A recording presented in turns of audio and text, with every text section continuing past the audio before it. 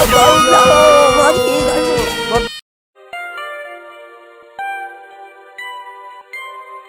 ଦେହଟା ଭାରି ଦୁର୍ବଳିଆ ଲାଗୁଛି। ଯାଉଛି କଞ୍ଚା ଅଣ୍ଡା ଗୋଟେ ଖାଇଦେବି, ଦେହରେ ବଳ ଆସିଯିବ। ହଁ।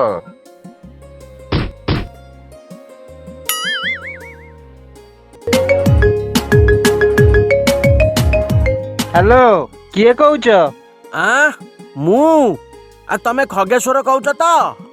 ହଁ, ମୁଁ ଖଗ କହୁଛି। ତମେ କିଏ କହୁଛ? ଆରେ ତୁ ମତେ ଚିହ୍ନି ପାରୁନୁ? ମୁଁ ବା ତୋର ଆରେ ସ୍କୁଲ ବେଳର ସାଙ୍ଗ, ଜାଣିପାରୁନୁ? ଆରେ କେତେ ଘଟଣା ଆମେ ଘଟେଇଛେ, ସବୁ ଭୁଲିଗଲୁ ନା କଣ ବା? ଆଉ ଗୋଟେ କଥା କହୁଛି ଶୁଣୁ, କହିଲେ ତୋର ଠିକ ମନେ ପଡିବ। ଆରେ ନନ୍ଦ ସାର୍ ଯୋଉ ସାଡୁ ଆସୁଥିଲେ, ତୋର ମୋର ଯୋଉ ରାସ୍ତା ଉପରେ ବାଡି ଦେଖେଇଦେଲେ, ସାର୍ ଯାଇକି ପୋଖରୀ ଭିତରେ, ମନେ ପଇଲା? ନନ୍ଦ ସାର୍। ଆରେ ଭୁଲିନି ରେ ସାଙ୍ଗ, ସବୁ ମନେ ଅଛି, ମନେ ଅଛି। ଆରେ ସାଙ୍ଗ ତୁ କୋଉଠି ଅଛୁ? ମୁଁ କଣ ଶୁଣୁଥିଲି ତୁ ସୁରାଟ ପଳେଇଛୁ ବୋଲି, ସତ ନା କଣ ବା? ମୁଁ ଯଦି ମୋ ଶ୍ୱଶୁର ଘରେ ପଡି ରହିଛି ବୋଲି କହିବି, ମୋ ସାଙ୍ଗମାନେ ମୋର ବହୁତ ମଜାକ ଉଡେଇବେ। ଆରେ ସାଙ୍ଗ, ମୁଁ ପା ସୁରଟରେ ଅଛି। ଆରେ କଣ କାମ ଥିଲା? ଆରେ କହୁନୁ, କହ। ଶୁଣୁ ଖଗ, ଆମେ ସବୁ ସାଙ୍ଗମାନେ ମିଶି ଗୋଟେ ପରଦିନ ବ୍ୟାଚ୍ ଫିଷ୍ଟ କରୁଛୁ। ତତେ ଯେମିତି ହେଲେ ଆସିବାକୁ ପଡିବ, ବୁଝିଲୁ? Batch feast? ଆରେ ସେଟା ପୁଣି କଣ ଯେ? ହାତ ବାଇଶ। ଆରେ ତୁ କୋଉ ଦୁନିଆରେ ଅଛୁ କିରେ? ଆରେ ବ୍ୟାଚ୍ ଫିଷ୍ଟ ମାନେ ତୁ ଜାଣିନୁ? ଆରେ ସବୁ ସାଙ୍ଗମାନେ ମିଶିକି ଗୋଟେ ଫିଷ୍ଟ କରିବା। ଓ, ଏଇ କଥା। ହଁ, ଯିବା ଆଉ। ମୁଁ ଫ୍ଲାଇଟରେ ଯାଇକି ପହଞ୍ଚିବି, ତାପରେ ଗାଁକୁ ଯିବି ଆଉ। ବୁଝିଲୁ ସାଙ୍ଗ? ଆରେ ସବୁ ସାଙ୍ଗମାନେ ଏଇ ଗାଁ ପାଖାପାଖି ସବୁ ରହୁଛନ୍ତି। ତୁ ଏକା ସାଙ୍ଗ ଖାଲି ଦୂରରେ ଅଛୁ ଆଉ, ବୁଝିଲୁ? ଆମେ ସମସ୍ତେ ମିଶିକି ଏଇ ଝାଉଁ ବଣ ଭିତରେ ଫିଷ୍ଟ କରିବା ଆଉ କଣ। ମୁଁ ଫ୍ଲାଇଟରେ ଯାଇକି ପହଞ୍ଚିବି, ତାପରେ ଗାଁକୁ ଯିବି। ଆରେ ସାଙ୍ଗ, ତୋ କଥାଟା କାହିଁ ଚଡ଼ଚଡ଼ ଶୁଭୁଛି? ପବନ ହଉଛି ବୋଧେ କି କଣ? ଆଉ ଶୁଣୁ, ଜଣକା 15,000 ଟଙ୍କା କଲେକ୍ସନ ହଉଛି। ଏଇ ନମ୍ବରରେ ତୁ ପଠେଇ ଦବୁ। ଏଇ ନମ୍ବରରେ ମୋର ଫୋନ ପେ ଅଛି। ଆଚ୍ଛା, ହଉ, ଠିକ ଅଛି, ଠିକ ଅଛି, ପଠେଇ ଦଉଛି। ପହେଲା ପହେଲା ଦେଖୁଥିଲୁ ଯେ। ବାପା, ଗୋଟେ ଜରୁରୀ କଥା ଥିଲା ମ। ଯାହା କହିବାର କଥା ଏଇଠି କୁହ, କିନ୍ତୁ ରୋଷେଇ କରିବାକୁ କହିବନି, ବୁଝିଲ? ତମ ଶାଶୁ ବାପ ଘରକୁ ପଳେଇଛନ୍ତି, ତା ମାନେ ନୁହେଁ କି ଯେତେବେଳେ ଦେଖ ଏଇଆ ଖାଇବି ସେଇଆ ଖାଇବି, ତାକୁ କରିକି ଦିଅ, ଆକୁ କରିକି ଦିଅ, ଏସବୁ ବେପାର ଚଳିବନି, ବୁଝିଲ ଯାଇ ପୁଅ? ନାଇଁ ମୋ ବାପା, ରୋଷେଇ ଫୋଷେଇ ପାଇଁ ନୁହଁ। ତେବେ କଣ କହୁଛ କୁହ? ବାପା, କଥା କଣ କି, ଆମ ସ୍କୁଲ ସାଙ୍ଗମାନେ ଗୋଟେ ବ୍ୟାଚ୍ ଫିଷ୍ଟ ପ୍ରୋଗ୍ରାମ କରିଛନ୍ତି।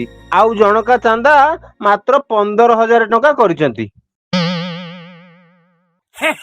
ଏତେ ବୁଲେଇ ବଙ୍କେଇ କଣ କହୁଛ ମ? ସିଧା ତ କହିବ ମୋର ଟଙ୍କା ଦରକାର ଆଉ। ହଁ ବାପା। କିଛି ଟଙ୍କା ଫଙ୍କା ମୁଁ ଦେଇପାରିବିନି, ହେଲା? ତମେ କେମିତି ଯିବ, କଣ କରିବ, ସେଇଟା ତମେ ବୁଝ, ହେଲା? ଆଇ ଆମ୍ ସରି। ଶ୍ୱଶୁର ବୁଢା ଡାଇରେକ୍ଟ ମନା କରିଦେଲା। ଏବେ କାହାକୁ କହିବି ଯେ? ଶାଶୁ ମା ଥିଲେ କଣ ଗୋଟାଏ ହୋଇଥାନ୍ତା, ସିଏ ବି ନାହାନ୍ତି। ହଁ, ଆରେ ହେ, ଶ୍ୱଶୁର ବୁଢା ତ ଦୋକାନରେ ପଇସା ରଖିଥିବ, ସେଥିରୁ ତ ଚୁପ୍ କିନା ପଇସା ନେଇଯିବି ଆଉ। ତାପରେ ପିକନିକ ପଳେଇବି। ଫେରିଲା ବେଳକୁ ଆଉ ଏଠିକି ନ ଫେରି ଗାଁରେ ରହିଯିବି। ଶ୍ୱଶୁର ଘରକୁ ଗଲେ ସିନା ଶ୍ୱଶୁର କିଛି କହିବ, ପୁରା ତ ଠିକ ହବ ଆଉ। ମୁଁ ଯାଏଁ।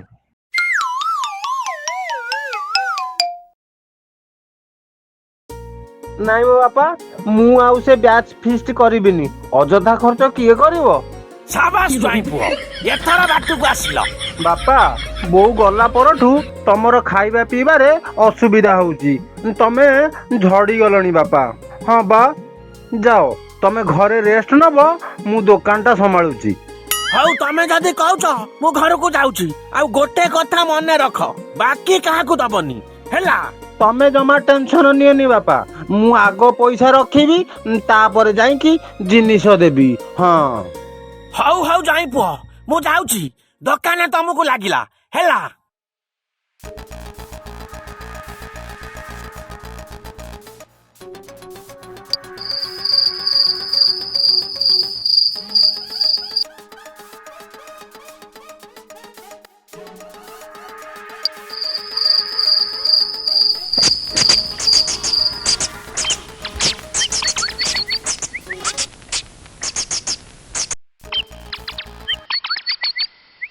ଆରେ ଖଗ, ବ୍ୟାଚ୍ ଫିଷ୍ଟ ଯିବୁନି କି? ଆଉ ଶୁଣୁ 15,000 ଟଙ୍କା ପଠା, ଆମେ ଯାଉଛୁ, ତୁ ରେଡି ହେଇକି ଥା ହେଲା। ଆରେ ସାଙ୍ଗ ମୋ ପାଖରେ ଅନଲାଇନ ନାହିଁ ରେ। ତମେ ସମସ୍ତେ ମୋ ପାଖକୁ ଆସ, ମୁଁ ତମକୁ କ୍ୟାସ୍ ଦେଇଦେବି। ଆସ। ହଉ ହଉ ଆମେ ପହଞ୍ଚିଲୁ ଆଉ। ଆରେ ସାଙ୍ଗ କାଲି ରାତିରେ ମୁଁ ଫ୍ଲାଇଟରେ ଲେଟରେ ପହଞ୍ଚିଲି। ଗୋଟେ କାମ କର, ତମେ ମୋ ଶ୍ୱଶୁର ଘର ଦୋକାନ ପାଖକୁ ଆସ, ମତେ ସେଇଠୁ ପିକ୍ କରି ନବ ଆଉ।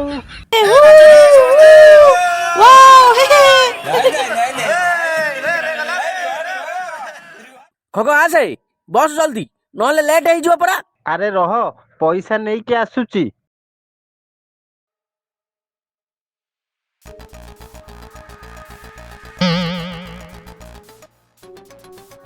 ଶ୍ୱଶୁର ବୁଢାର ତ ବେପାର ଫେପାର ଜମା ହେଇନେଇ, ମତେ ପଇସା କଣ ଦବ? ସେଇଥିପାଇଁ ବୁଢା କଞ୍ଜୁସ ଭଳିଆ ହଉଛି ଆଉ। ଆରେ କୁଆଡେ ଗଲୁ ବା? ଆରେ ଜଲ୍ଦି ଆସୁନୁ। ଆରେ ସାଙ୍ଗ ଟିକେ ଏଇଠିକି ଶୁଣିଲୁ। ହଁ କହ। ଆରେ ସାଙ୍ଗ ବୁଝିଲୁ, ମୋ ପାଖରେ ତ ଜମା ପଇସା ନାହିଁ। ଭାବିଥିଲି ଶ୍ୱଶୁର ବୁଢା ଡ୍ରରେ ପଇସା ରଖିଥିବ। ବୁଢାର ତ ବେପାର ନାହିଁ ଆଉ ପଇସା କୁଆଡୁ ଆସିବ? କଣ କରିବା କହିଲୁ? ଅରେ ଖଗ, ତତେ ଟିକେ ଖରାପ ଲାଗୁନି? ଆମକୁ ଏତେ ବାଟ କହିକି କହୁଛୁ କଣ ନା ମୁଁ ପଇସା ନାହିଁ? ହଇରେ ପବନା, କହିଲା କଣ ନା ସୁରାଟରେ ରହୁଛି, ଫ୍ଲାଇଟରେ ଯାଉଛି। ଏଇଟା ଫୁଲ ଟାଉଟରଟା ଆଉ, ମିଛରେ ନିଆଁକୁ ବି ଗିଳିଦବ। ଏମିତି ଯଦି ତମେ କହୁଛ, ନା ମୁଁ ଯିବିନି। ନା ମୁଁ ଯିବିନି ତମ ସାଙ୍ଗରେ, ନା। ନା ନା, ସେମିତି ହବନି। ଶୁଣୁ, ଗୋଟେ କାମ କର, ତୋ ଶ୍ୱଶୁର ଦୋକାନରେ ଯାହା ସବୁ ଗ୍ରୋସରୀ ଜିନିଷ ଅଛି ଉଠେଇ ନବା, ଜାଇଁଲୁ? ବିକି ଦେଇକି ଭୋଜି କରିବା ଆଉ, ବଢିଆ ହବ। ତୁ ଠିକ କହିଛୁ ସାଙ୍ଗ। ଆସ ସାଙ୍ଗମାନେ, ଏ ଜିନିଷ ସବୁ ଉଠେଇ ନବା। ବୁଢା ଦୋକାନ ତ ପୁରା ଖାଲି କରିଦବା ଆଉ। ଆରେ ଦୋକାନରେ ଯାହା ସବୁ ଅଛି ଉଠେଇ ନିଅ ହେଲା। ହଁ ହଁ, ସେଇ ଡାଲି ବସ୍ତା ଉଠାଅ, ଆଉ ସେ ଅମୁଲ ପେଟିଟା ଧର, ଅମୁଲ ପେଟିଟା। ଆରେ ସେ ଭାଇ ତେଲ ସାବୁନ ବି ଧର, ଏଇ ବାଟରେ ବି ବିକିଦବା।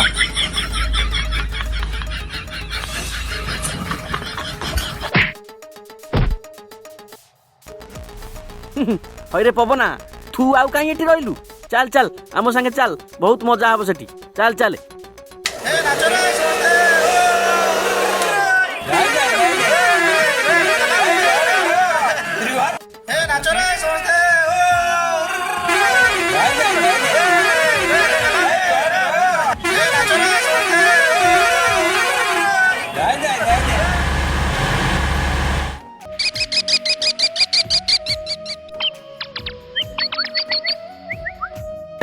ସାଙ୍ଗମାନେ, ଲୋକେସନ ଟା କେମିତି ଅଛି? ଓ ବଢିଆ ହେଇଛି ଜାଗାଟା। ଚାଲ ଚାଲ ସାଙ୍ଗମାନେ, ରୋଷେଇ କାମଟା ଜଲ୍ଦି ସାରିଦବା। ୱାଟର ଫଲରେ ଯାଇକି ମସ୍ତି କରିବା, ଆଉ ଆସିକି ଖାଇବା ଆଉ। ଆଉ ଶୁଣ, ଲାଷ୍ଟକୁ ଜିପ୍ ଲାଇନରେ ବସିବା ଆଉ, ନା କଣ କହୁଛ ସମସ୍ତେ?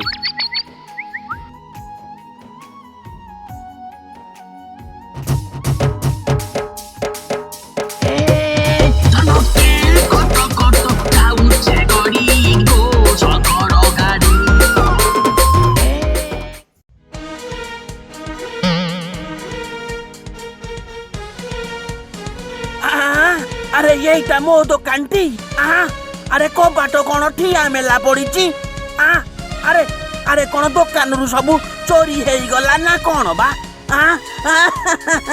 ହେ ଭଗବାନ, ମୋ ମୁଣ୍ଡ କାହିଁ କିଛି କାମ କରୁନି। କଣ କରିବି ଲୋ? କେତେ ଟଙ୍କାର ଜିନିଷ ରଖିଥିଲି, ମୁଁ ତ ଭିକାରୀ ହେଇଗଲି ଲୋ। କଣ କରିବି ଲୋ?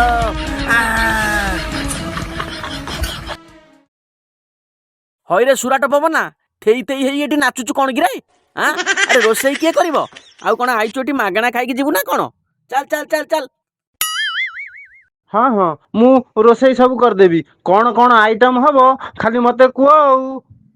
ଏବେ ସ୍ନାକ୍ସରେ ଚିକେନ ପକୋଡା, ଆଉ ଲଞ୍ଚଟା ଚିକେନ ବିରିୟାନୀ ହବ ଆଉ, ବୁଝିଲୁ? ତେବେ ଭୋଜିଟା ଆଜି ପୁରା ଜମିବ ଆଉ। ଏଇ ସାଙ୍ଗେ ସାଙ୍ଗେ ମୁଁ ପକୋଡା ଛାଣି ରେଡି କରିଦଉଛି, ରୁହ।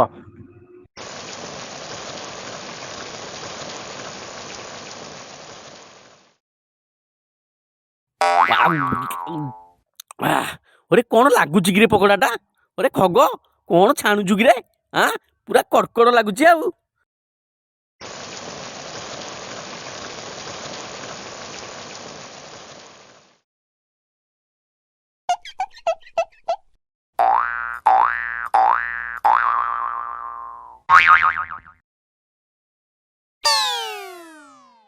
ଆରେ ମୁଁ ତ ଯେତିକି ଛାଣୁଛି ତମେ ତ ସବୁ ଖାଇ ଦଉଛ।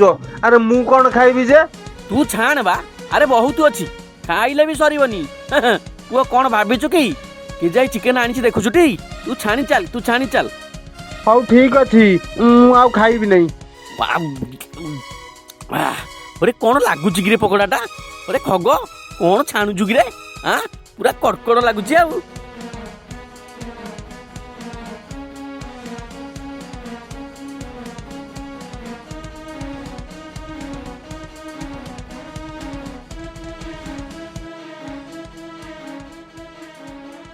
ଚିକେନ ତ ସବୁ ସରିଗଲା, ଏବେ ମୁଁ କଣ ଖାଇବି ଯେ? ଗନିମ ଖଗ ଖାଉ ଖାଉ ସବୁ ଖାଇଦେଲୁ ଆଉ ତମେ ବିରିୟାନୀ ଟିକେ ଅଧିକ ଖାଇଦବ ଆଉ। ହଉ ହେଲା, ତମେ ଯଦି କହୁଛ ମୁଁ ରାଜି ହଉଛି। ହଉ ଠିକ ଅଛି। ଖଗ ତମେ ସ୍କୁଲରେ ଯେମିତି ଥିଲ ସେମିତି ଅଛ, ଟିକେ ବି ବଦଳିଲନି। Show sweet. ସାଙ୍ଗମାନେ ଚାଲ ଚାଲ ୱାଟରଫୁଲ ଯିବା।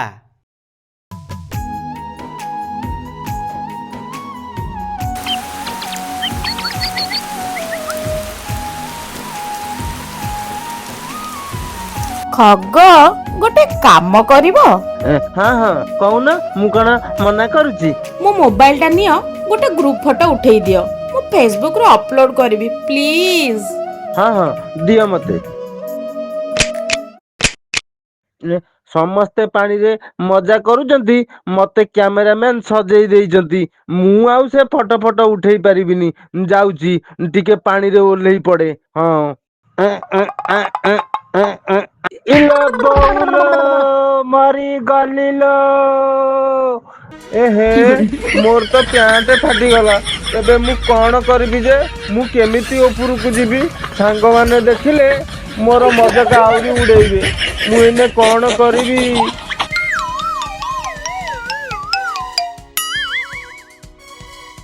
କି କଥା, ମୁଁ ଆସିନେଇ ତମେ ସବୁ ଖାଇବା ଷ୍ଟାର୍ଟ କରିଦେଲଣି? ମତେ ତ ପ୍ରଥମେ ପକୋଡା ଦେଲନି, ମୁଁ ଜମା ପକୋଡା ଖାଇପାରିଲିନି। ଏବେ ଆଉ ସେ ନାଟକ ଚଳିବନି କହିଦଉଛି। ହଁ ଖାଲି ତ ଖାଇବା ଖାଇବା ହେଲା ଆଉ। ଆରେ କାହିଁ ଏମିତି ହଉଛୁ? ତୁ ଯାଉନୁ। ଆରେ ତୋ ପ୍ୟାଣ୍ଟ କୁଆଡେ ଗଲା? ତୁ ଗୋଟେ କାମ କର, ତୁ ଯା ଗାଡି ଭିତରେ ଗୋଟେ ପ୍ୟାଣ୍ଟ ଅଛି, ତୁ ଯା ପିନ୍ଧିକି ଆସେ। ଆସିଲେ ଆମେ ସମସ୍ତେ ଖାଇବା ଆଉ କଣ। ଆମେ ତତେ ଏଠି ଅପେକ୍ଷା କରିକି ଅଛୁ, ଜଲ୍ଦି ଯା। ହଉ ହଉ ଠିକ ଅଛି, ମୁଁ ଯାଉଛି। ମୋ ନାଗି କିନ୍ତୁ ବିରିୟାନୀ ରଖିଥିବ, ଯଦି ନ ରଖିଥିବ ଦେଖିବ, ବୁଝିଲ? ସାଙ୍ଗମାନେ ଜଲ୍ଦି ଜଲ୍ଦି ଖାଇଦିଅ, ନହେଲେ ସେ ଆସିବ ମାନେ ଆମକୁ କାହାକୁ ପାଇବନି। ହେଲା, ଖାଇଦିଅ ଖାଇଦିଅ, ଜଲ୍ଦି ଜଲ୍ଦି ଖାଇଦିଅ।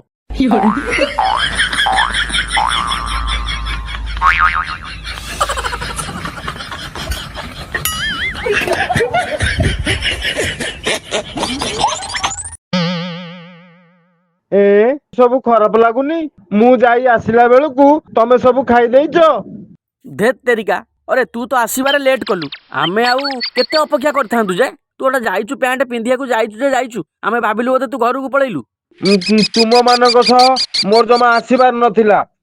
ବ୍ୟାଚ୍ ଫିଷ୍ଟ ନାଁରେ ଗୋଟେ ତାମସା ଚଲେଇଛ। କିଛି ନ କହିବାରୁ ବହୁତ ତୁମର ରଙ୍ଗ ବଢି ଯାଉଛି।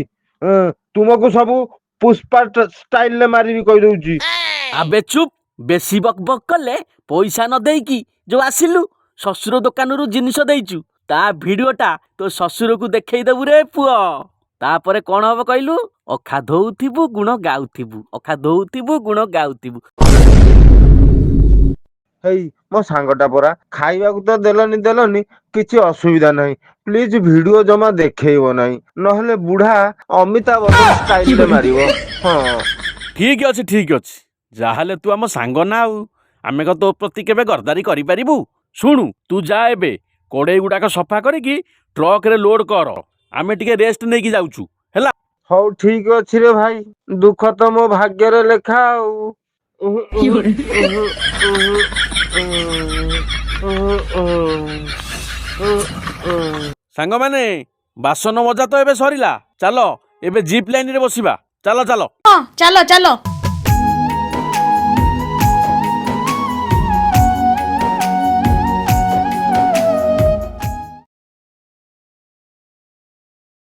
ହୋ ଭାଇ ହୋ, ତମେ ରୁହ, ତାପରେ ଗାଡିରେ ଯିବା ହେଲା। ହଁ ମ ଚାଲ, ଛିଣ୍ଡିଲେ ତ ମୁଁ ବୁଝିବି ଆଉ, ଚାଲ। ଆରେ ଆରେ ଆରେ, କେତେ କାନ୍ଦୁଆ ଲୋକଟା କିରେ?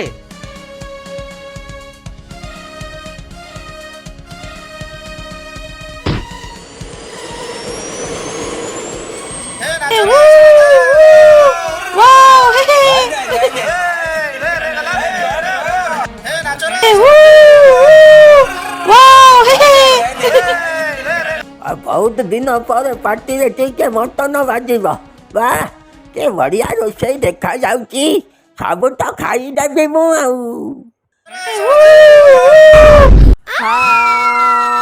इला बौलो मरी गलुलो ओहो मरी गलिलो बहू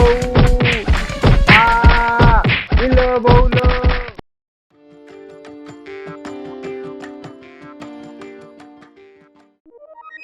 ଆରେ ମୁଁ ତ ବଞ୍ଚିଗଲି।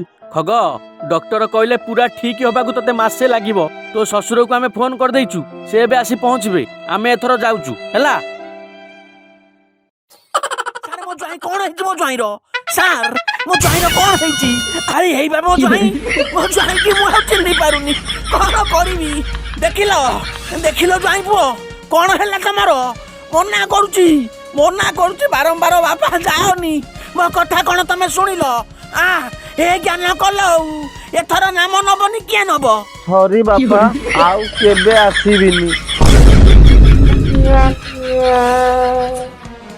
ତମକୁ ଟିକେ ଖରାପ ଲାଗିଲାନି ଖଗ? ହଇଓ ଜ୍ୱାଇଁ ପୁଅ ତମକୁ ପଇସା ଦେଲିନି ବୋଲି ତମେ ମୋ ଦୋକାନରୁ ପୁରା କଳା କନା ବୁଲେଇ ଦେଇଛ। ଏଗୁଡାକ କଣ ଭଲ କାମ କଲ? ନାଇଁ ହଁ ମାନେ ନାଇଁ ହଁ ନାଇଁ। ହଇଓ ବାବୁ ତମେ କଣ ପେସେଣ୍ଟର ଫ୍ୟାମିଲି ଲୋକ? ହଁ ଆଜ୍ଞା ସେ ମୋ ଜ୍ୱାଇଁ ହେବେ। ଏଇ ନିଅନ୍ତୁ ବିଲ୍ ଆଉ ଜଲ୍ଦି ଡିପୋଜିଟ୍ କରିଦିଅ। 3.5 ଲକ୍ଷ ଟଙ୍କା। ହଉ ଆଜ୍ଞା ଆପଣ ଟିକେ ୱେଟ୍ କରନ୍ତୁ। ମୋ ପାଖରେ କଣ କ୍ୟାସ୍ ମୁଁ ଧରିକି ବୁଲୁଛି? ମୁଁ ATM ରୁ ଉଠେଇକି ଆଣିକି ଆପଣଙ୍କୁ ଦଉଛି ହେଲା। ହଉ ଆସନ୍ତୁ। ଓହୋ ଯାହା ହଉ ଠିକ ଟାଇମରେ ଖସି ଆସିଲି, ନହେଲେ ଏଇନେ 3 ଲକ୍ଷ ଟଙ୍କା ମୋର ବାଏଁ ବାଏଁ ଉଡି ଯାଇଥାନ୍ତି। ଫସି ଯାଇଥିଲି ତ ଏଇନେ ଆଉ।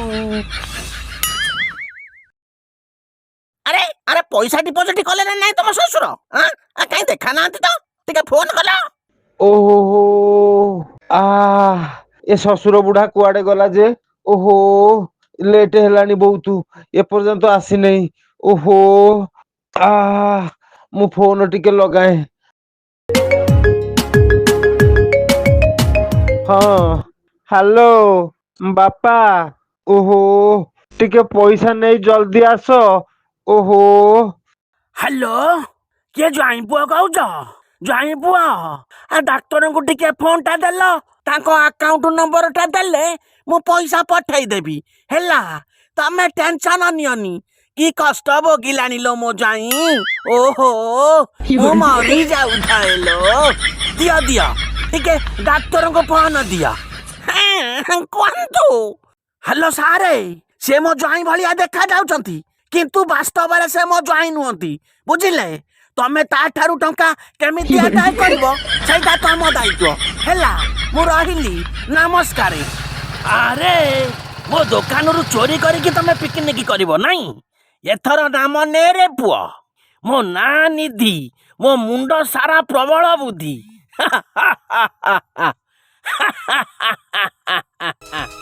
ନର୍ସ ତାକୁ ଧର। ସେ ଆର ପେସେଣ୍ଟର କିଡନୀ ଦରକାର ଥିଲା ନା, ୟାର କିଡନୀଟା କାଢିବା।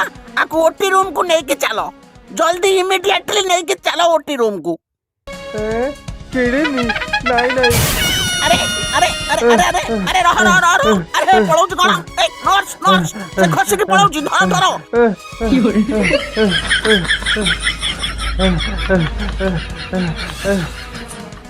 ତାକୁ ଜଲ୍ଦି ଧର ନର୍ସ, ଧର ପଳେଇଲା। ଧର ମୋର ଲକ୍ଷ ଟଙ୍କା ବୁଡିଯିବ ନା ନାଇଁ। ଧର ତାକୁ ଜଲ୍ଦି। ଓହୋ ଇଏ ଶ୍ୱଶୁର ପୁରା ଭଲ ଭାଲୁ ନାଙ୍ଗୁଡା ମତେ ଧରେଇ ଦେଇଗଲା। ଓହୋ